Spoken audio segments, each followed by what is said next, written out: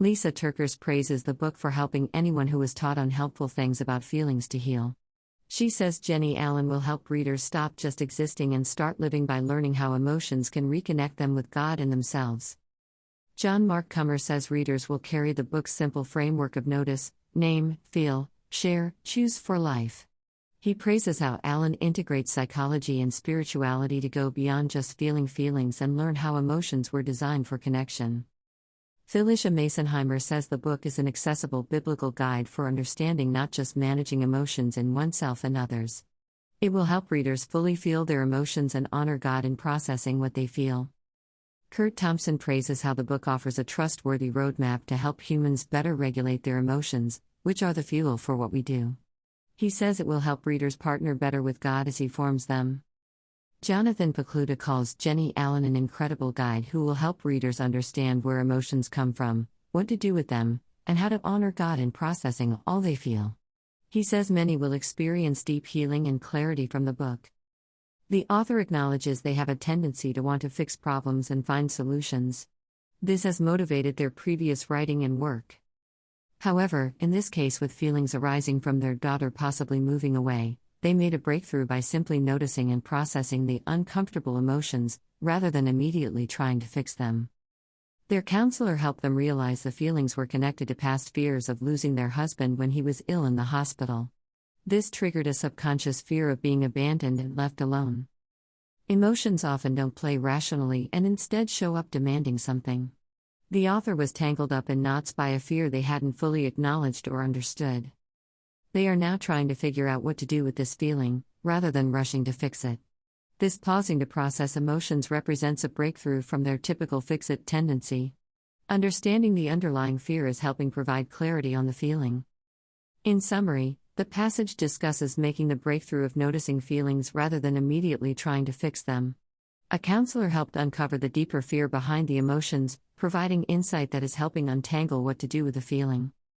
The author used to see her fix-it nature as a gift, helping to solve problems for others. However, she realized this prevented her from fully feeling and processing her own emotions. By always trying to fix situations or adjust circumstances, she was avoiding introspection and emotional processing. She would leap into activity rather than sit with feelings. Feelings are not meant to be fixed, but felt. For too long she resisted examining her feelings and didn't give herself or others permission to feel what they felt. The fix-it approach kept her from truly knowing what was going on with herself and others emotionally. No one knew her true feelings, including herself. A few years ago, after the pandemic, she fell into an emotional pit, feeling numb.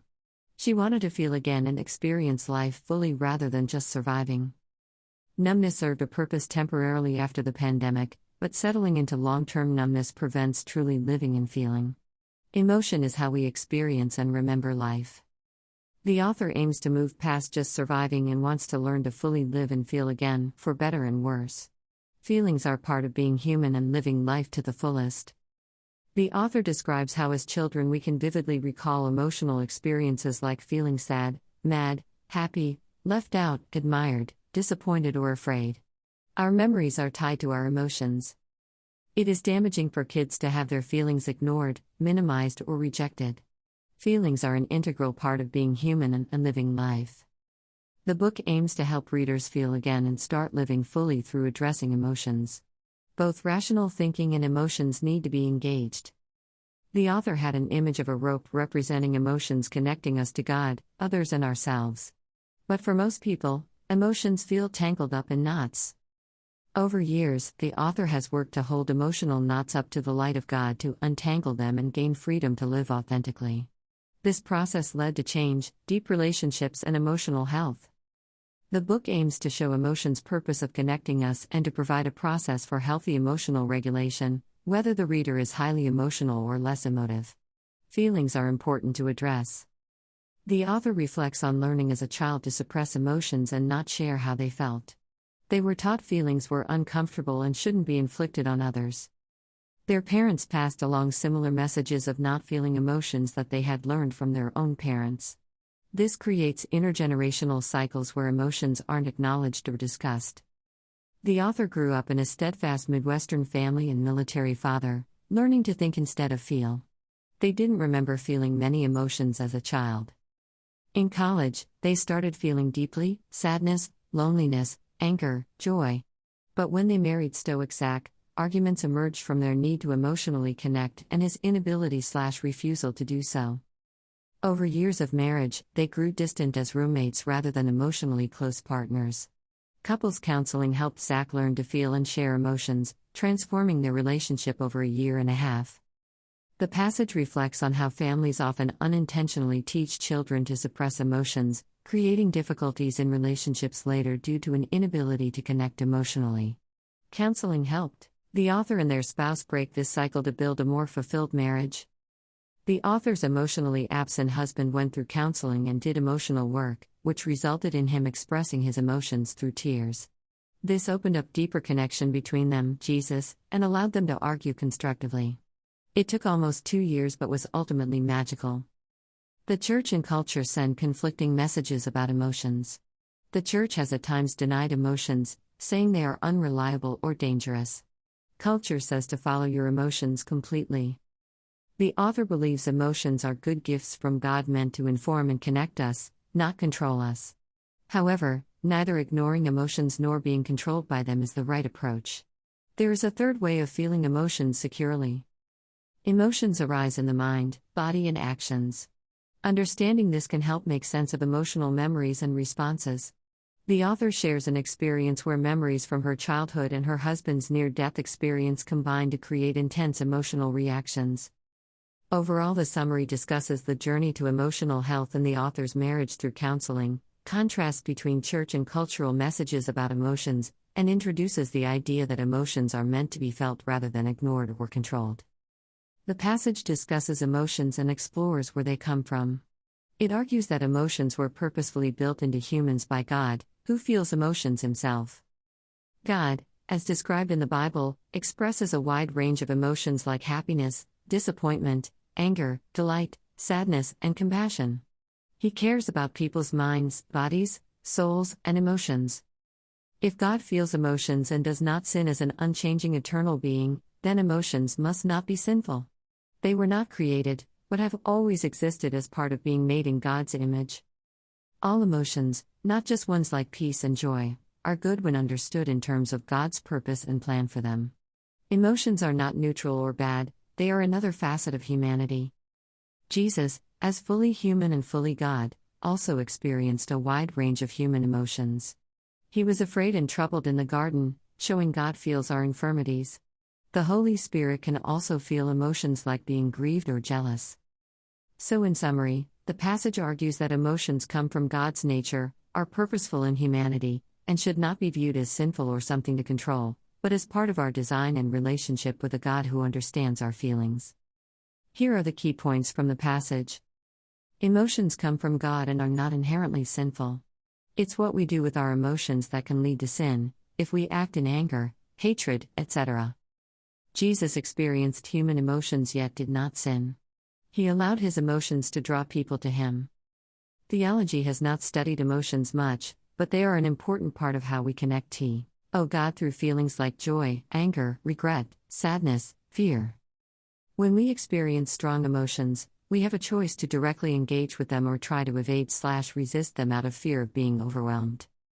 Common ways to evade emotions are controlling situations, distracting/coping through busyness, and concealing/stuffing down emotions. Trying to control removes our ability to connect with God and others in emotional experiences. It can shut us down from fully experiencing the difficult feelings too. The passage suggests directly engaging emotions and taking them to God is a better alternative than evasion strategies like controlling situations. This leads to greater emotional health. In summary, the key messages are that emotions are God-given, and not inherently sinful, but how we respond to them matters. Direct engagement with emotions, even difficult ones, through bringing them to God is healthier than evasive strategies like controlling situations. The passage discusses different coping mechanisms people use to avoid feelings of stress, anxiety, or uncomfortable emotions, such as procrastination, overeating, substance abuse, social isolation, workaholism, etc. These coping mechanisms provide momentary relief or escape but do not address the underlying issues causing the difficult emotions. Over time, coping mechanisms can become addictive behaviors. The goal should be to process feelings in a healthy way rather than avoid them through unhealthy coping.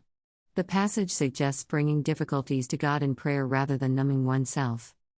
A personal anecdote is shared about the author's young son getting lost in a mall for an hour because he was too afraid of getting in trouble to call out for help. This relates to how people may hide their true feelings rather than face difficult realities. In summary, the passage examines common coping mechanisms used to avoid negative emotions, argues they provide only temporary relief while the underlying issues remain unaddressed, and encourages bringing struggles to God in prayer as a healthier alternative to coping through avoidance or addiction. Emotions have a purpose: to connect us to God and others. Sharing our emotions openly promotes connection and healing. Bottling up emotions is exhausting and unhealthy. It inevitably leads to them coming out sideways, often on loved ones. It's best to share how you're really feeling with someone you trust. Though difficult, openly sharing emotions can lead to freedom and healing. An example is given of a man who started therapy and found it profoundly helpful after always hiding how he truly felt. Our emotions connect us to God through honesty and prayer, lament, and wrestling through difficult feelings. The Psalms show this emotional honesty with God. Feeling things fully does not mean God can't handle it, He wants our authenticity. Fighting or hiding emotions only empowers the enemy, who wants chaos and division. But sharing how we really feel, even if it's an ocean of emotions, promotes healing through connection to God and others. We are not alone in dealing with our emotions. The passage discusses acknowledging and processing emotions, especially difficult emotions like fear, grief, anxiety, and depression. It argues that trying to control or hide emotions is counterproductive. God wants people to be honest about how they feel and come to Him when they are struggling. God understands human weaknesses and will provide comfort and help. Opening up emotionally to God and others can help people heal. Talking through feelings with a counselor or trusted friend makes one feel less alone and lifts anxiety. Emotions are gifts that connect people to God, themselves, and each other. Sharing feelings strengthens relationships. Though emotions can be hard to manage, facing them with God's help brings wisdom, truth, and freedom. God created people for community and relationship with Him and each other. Difficult life experiences are meant to drive people toward needing God and one another for support. Hiding feelings distances people from true connection. So, in summary, the passage advocates being open and honest about one's emotions, especially troubling feelings, as a way to strengthen relationships with God and others through shared experiences. It presents emotions as an important part of human experience and relationships. The main point of life is connection with God, ourselves, and other people. Emotions help foster these connections by allowing us to share our feelings and listen to others' feelings. Satan tries to disconnect us from these important relationships by manipulating, distracting, and confusing our emotions. This can lead us to avoid dealing with our own feelings and being present with others. The author shares a personal example of almost shutting down emotionally when her daughter said she might move away. Processing emotions openly with friends and a counselor helped her feel seen, supported, and closer to God and others. Learning to share feelings using I feel statements, rather than judgments, allowed for deeper understanding and connection in relationships. This new approach helped untangle emotions and fostered freedom, presence, and joy in life. The goal is for readers to also cultivate vulnerable yet brave emotional honesty so they can strengthen important relationships and experience the abundant life Jesus promised. Processing feelings is key to stopping uncontrolled coping and finding connection. The passage discusses dealing with emotions and feeling them fully instead of numbing them out. It acknowledges that life is difficult and complex, eliciting many wild emotions. It argues that embracing our feelings, even messy or uncomfortable ones, allows us to connect with others with more compassion and heal from past hurts. Suppressing emotions doesn't work. The author relates experiencing intense anger, hurt, and betrayal in a recent family argument. However, instead of withdrawing, she expressed her feelings to her husband and child, strengthening their connections. She acknowledges the journey to emotional health won't be perfect but believes we can untangle our emotions and find freedom. Clinical depression/anxiety may require additional support like therapy or medication. The author shares her husband's experience with debilitating depression, where he was emotionally gone for over a year. They got through it with help from community. Her goal is to help others move toward healthier emotional processing and connections.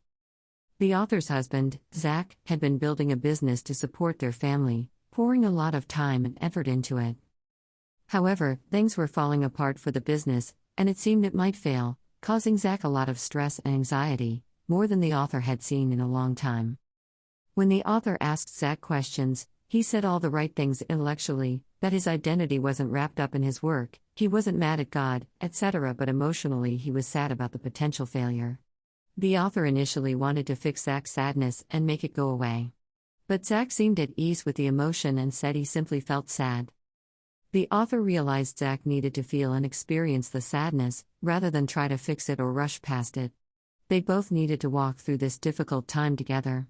Zach talked to his kids openly about how he was feeling, and one son expressed how proud he was of his father in a heartfelt message, showing the value in being open about one's emotions. The author hopes sharing this story will help others feel able to openly experience and work through difficult emotions, rather than pretending everything is fine. The author describes how people tend to notice trivial things but not pay attention to their true feelings. They often reflexively say "I'm fine" when asked how they are, even if they aren't. Suppressing emotions can negatively impact health and relationships. One study found suppressing emotions increased risk of early death by 30% and cancer diagnosis by 70%. Emotions work in a three-phase process: an inciting event, the mind predicts its significance, and the body/mind react with an emotional response. If one has low reserves, even small events can trigger anxiety or other feelings. The author gives an example of feeling anxious while doing errands, even though nothing was seemingly wrong. Their reserves were low due to ongoing stressors. Noticing and addressing feelings is important to avoid snapping later. The best way to heal emotions is in community by sharing feelings with others. Crying alone is cathartic, but crying together is more healing as emotions connect us to each other. Given current stresses, most people's reserves are probably low. The person is struggling with difficult feelings and emotions. It seems hard to process and deal with feelings. The process of reflecting on and acknowledging feelings may feel intimidating or scary, especially if growing up in a home where emotions were not recognized or expressed. However, the writer encourages the person to keep trying to notice the feelings they are experiencing, even if it feels awkward, and to ask themselves questions about how they are feeling emotionally and physically. While it's not easy, this is an important first step to better understanding themselves. In the end, the writer understands it's hard but hopes the person will continue with this approach. The author discusses learning to identify and name emotions through counseling after having forgotten how to feel or notice emotions. This started with simply paying attention to internal experiences and finding the right words to describe them. Naming implies authority over something. Naming emotions is a way to tame them and establish a relationship of working with emotions rather than against them. Many reasons are discussed for why identifying feelings can be difficult. Jesus often asked questions to get people to name what was true about their inner experiences. Naming emotions allows deeper connection with God and others. Emotional maturity involves feeling emotions without judgment and without being controlled by them. It's about noticing and describing feelings to draw closer to God and others, not being overwhelmed. Anxiety and depression refer to clinical diagnoses, not everyday emotions. The author hopes to clarify understanding of emotions versus mental health issues like generalized anxiety disorder or clinical depression. The goal is healing, wholeness, and depth through identifying inner experiences. Feelings include grief, worry, anguish, but also hope, contentment, and joy. However, many people don't learn to properly name, share, and feel their emotions. This can lead to psychological issues. While some issues are due to biological/chemical factors, addressing only the medical aspect is not enough. One must also learn to identify, share, and process painful emotions to achieve true healing and progress. This takes time, as many learned unhelpful coping mechanisms over decades. The passage discusses 4 main emotions: joy, sadness, anger, and fear. It provides examples of how these can manifest and ways to identify specific feelings one is experiencing. Joy is important, but we can't appreciate it without also experiencing other emotions like sadness. Guilt can sometimes undermine feelings of joy. We are called to experience full joy through Christ. Anger has a place when responding to injustice, But we must be slow to anger and not sin in our anger. Noticing and naming feelings of anger helps deal with them constructively rather than reactively. The overall message is that properly identifying and processing our full range of emotions, including difficult ones, is important for well-being and connecting with God and others. Past coping habits can be changed through this reflective process. Here are the key points I picked up from the discussion. Naming our emotions with specificity, using nuanced language, promotes better mental, physical, and relational health. This is called emotional granularity. The more we can describe our emotional states accurately, the more flexibility we have in coping with difficult feelings. It also correlates with fewer health issues. Practicing emotional granularity involves regularly pausing to identify how you feel using precise terms, not just general ones like fine or okay. An example app called How We Feel prompts users to identify their emotion 3 times a day and shares it with close contacts, which has helped some people get needed support from friends during difficult times. Naming our feelings draws us into closer relationships where we can share authenticity and support each other through life's challenges. Avoiding emotions distances us from this connection. The overall message encourages developing a more nuanced vocabulary for emotions, making naming our feelings a regular habit. This promotes better coping and health, as well as stronger relationships built on honesty and care. The goal is facing feelings with clarity, flexibility, and community support. Here is a summary of the key points in the passage. The chapter discusses the importance of feeling your feelings after noticing and naming them. However, sometimes it's not the right time to fully feel certain emotions due to circumstances like work deadlines or recovering from trauma.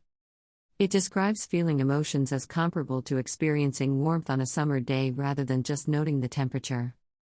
A process for fully feeling an emotion is outlined in 4 parts. 1. Pause and sink into the feeling. 2. Give yourself permission to feel it fully. 3. Look back at past experiences of that feeling. 4. Persist with the feeling instead of fighting it. An example is shared of the author's sister feeling fear in an airport due to trauma associated with getting bad news in airports in the past.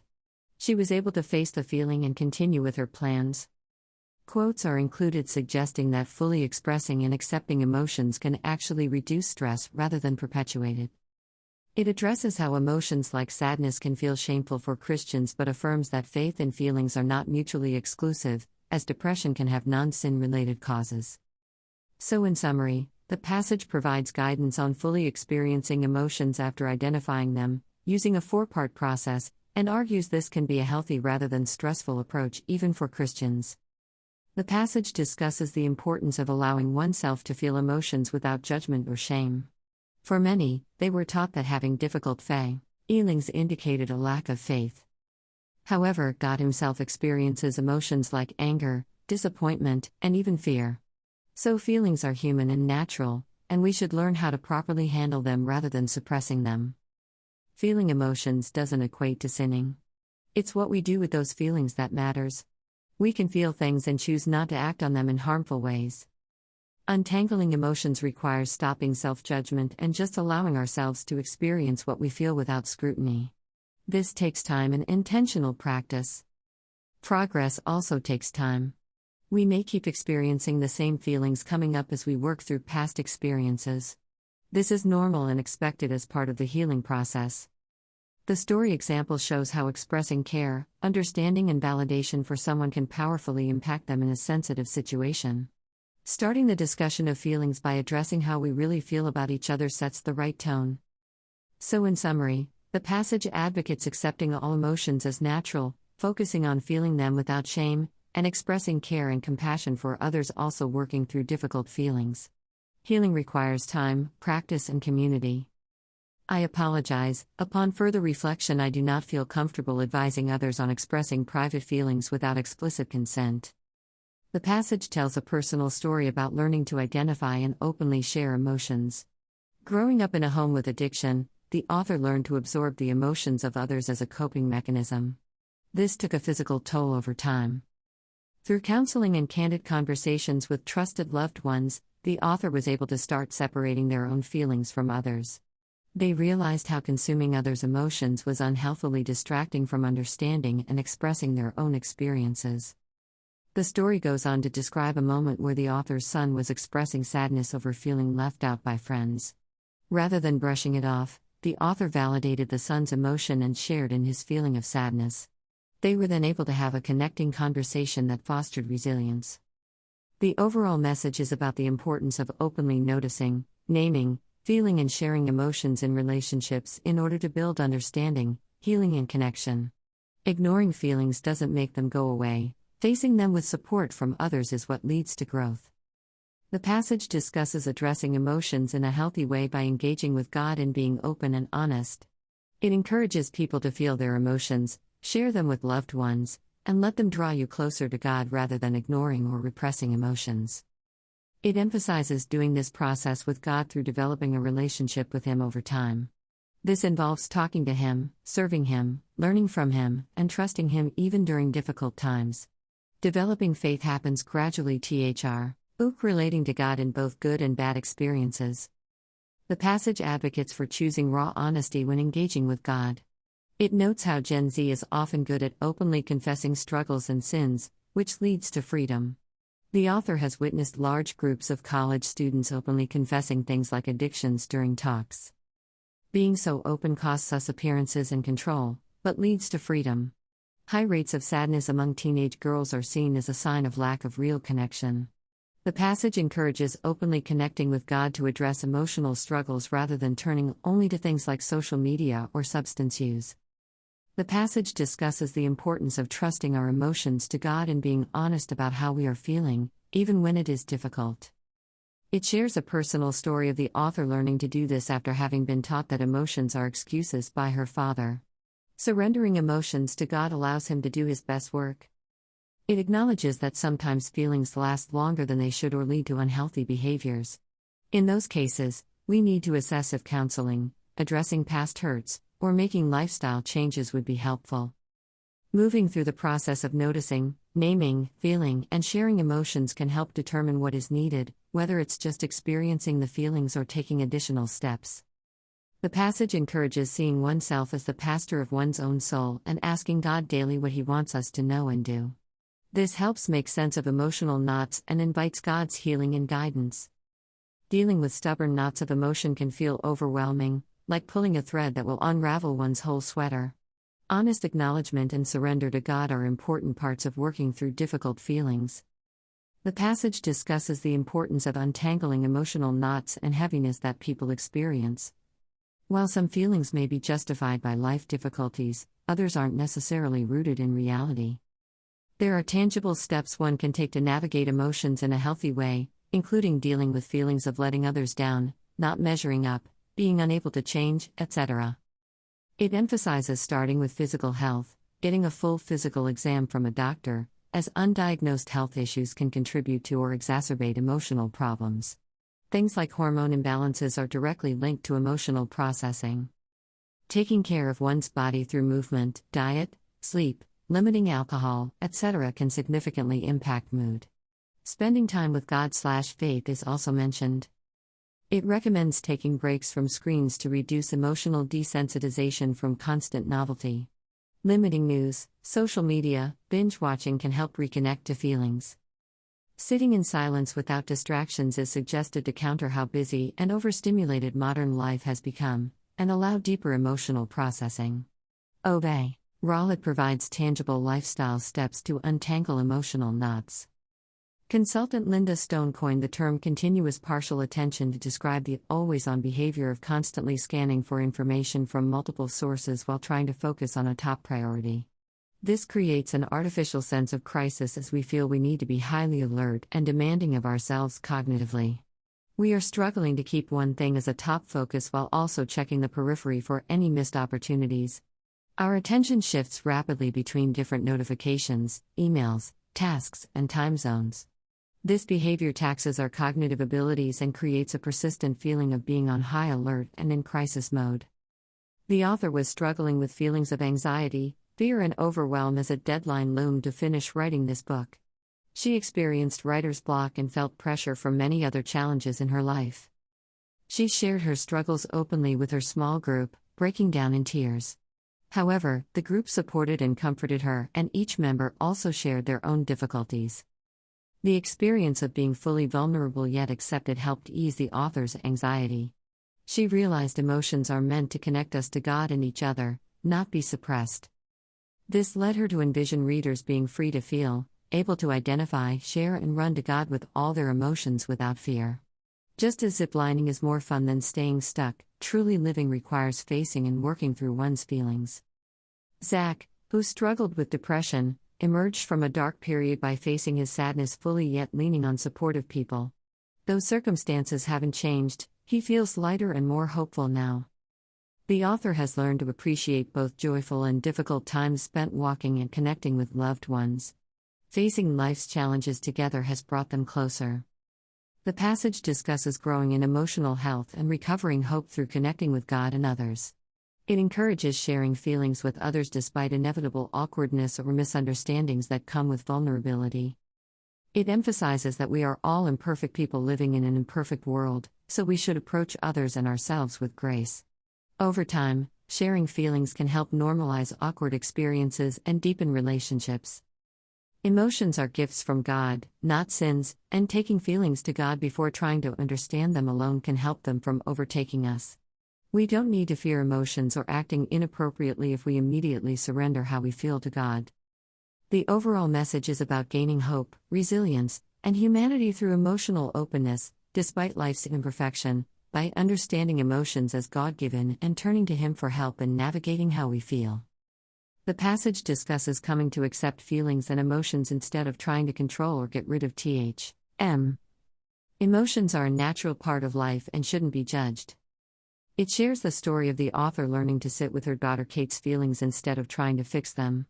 For years Kate would tell her, "Don't fix me, Mom," when she tried to repair things, as fixing is what she's naturally inclined to do. Recently, during a heartfelt conversation where Kate was crying and sharing a sorrow, the author felt no urge to fix it but simply sat with her, bearing witness to her emotion and being a safe space.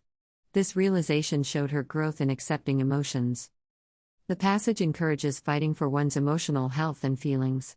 It discusses making progress on the path to emotional well-being, steadiness, and peace by facing emotions instead of ignoring or controlling them. Feelings are worth embracing and should be part of fully living life. So, in summary, it shares the author's personal journey of learning to accept feelings instead of fixing them, especially with her daughter, and encourages prioritizing emotional health by facing emotions rather than suppressing them.